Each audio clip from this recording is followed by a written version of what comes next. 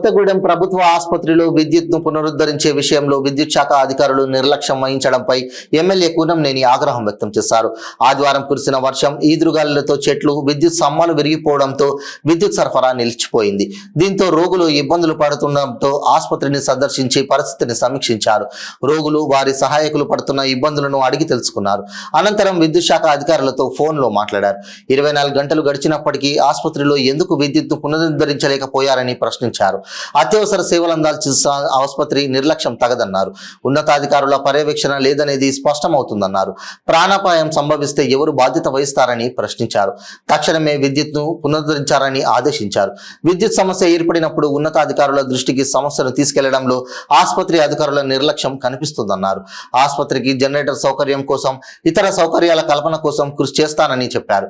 కూనంనేని వెంట నాయకులు వాసిరెడ్డి మురళి, మునపిగిడి వెంకటేశ్వర్లు, ఎస్కే ఫహీం, గడ్డం రాజయ్య, ప్రభాకర్, సత్యనారాయణ, కయ్యూం, జలీల్, హరీష్ తదితరులు ఉన్నారు.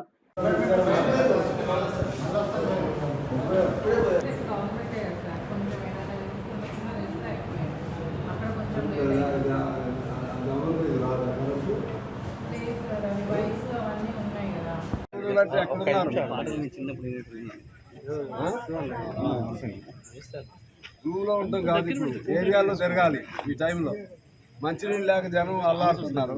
తెలుసుకోవాలి, ట్యాంకర్ పెట్టాలి. ఇది ఒక విపత్తు వచ్చింది.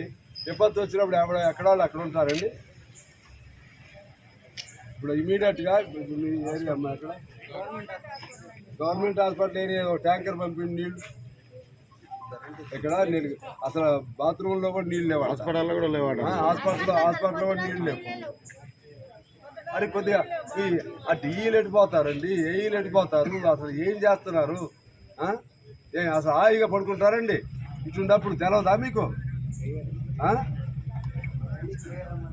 ఇప్పుడు పోయి వచ్చారు, ఎక్కడెక్కడ ఏ ప్రాబ్లం ఉంది తెలుసుకోవాలి కదా.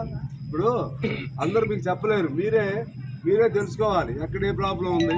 ప్రధానంగా ఇప్పుడు హాస్పిటల్స్ ఉంటాయి, లేకపోతే ఇంకా ఇతర ఎసెన్షియల్ సర్వీసెస్, వాటి దగ్గర ఏం జరుగుతుంది. మీరు కమిషనర్ అంటే మీ బాధ్యత కదా అది. ఇప్పుడు ఎక్కడ డబ్బులు అవసరం అవుతుంది, ఇమీడియట్గా శాంక్షన్ ఇస్తామని చెప్పి చేయించాలి.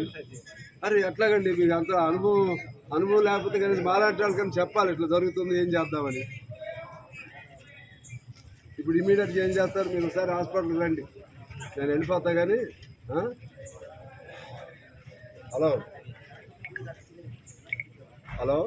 మీరు దగ్గరుండి ఈ కరెంట్ వాళ్ళు నేను ఉన్న వరకు ఇక్కడ వచ్చేట్లేరు.